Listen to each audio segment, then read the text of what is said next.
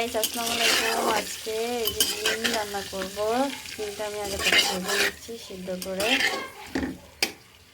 Guys এগুলো আমার ডিমটা ভাজা হয়ে গেছে, এখন এটা উঠাই ফেলতেছি।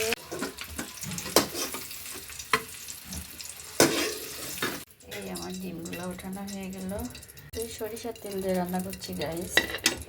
এখন এই যে কুমড়ো বড়ি এগুলো আমি ভেজে নেব। এটা আমি হালকা ভেজে নিচ্ছি, অল্প ভাজা দিয়ে আমি মশলা নিচ্ছি।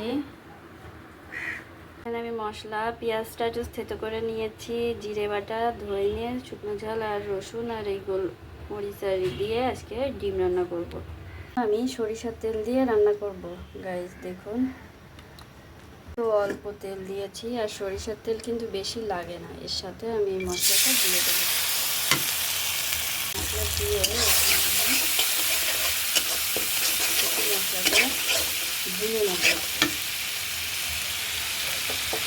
এখানে আমি হলুদ লবণটা কমই দিব। এখন যেহেতু আমি ডিমটা হলুদ লবণ দিয়ে আগে থেকে ভেজে নিয়েছি, আমার ভোনা হয়ে গেছে। এখানে একটু পানি দিয়ে নিচ্ছি যাতে পুড়ে না যায়। এই যে আলু আর পটলটা দিয়ে দিয়ে আলু আর পটলটা আমি কষিয়ে নেব।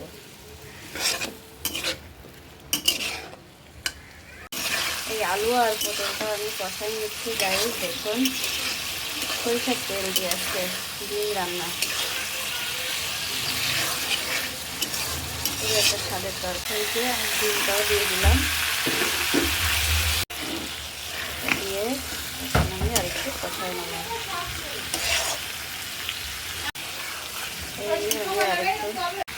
এই যে কষানোর পরে এখন আমি পানি ঢেলে দেব। পানি দিয়ে এখন আমি এটা ঢেকে দেব। গলাই দেওয়ার পরে এখন আমি কুমড়ো বড়িটা দিয়ে দিলাম।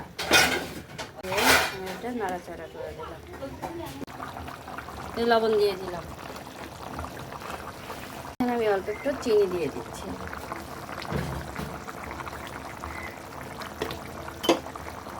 দিয়ে আমি নাড়াচাড়া দিয়ে দিই।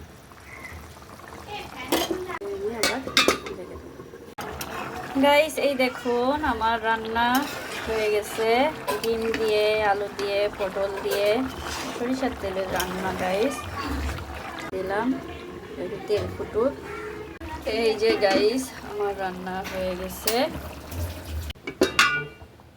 গাইস। এই হলো কুমড়ো বড়ি দিয়ে, আলু দিয়ে, পটল দিয়ে ডিম রান্না তরকারি গাইস। এই দেখুন রান্নাটা শেষ হয়ে গেল। এই রান্না যদি আপনাদের ভালো লাগে বেশি বেশি করে লাইক করেন, শেয়ার করেন, সাবস্ক্রাইব করে দিয়েন।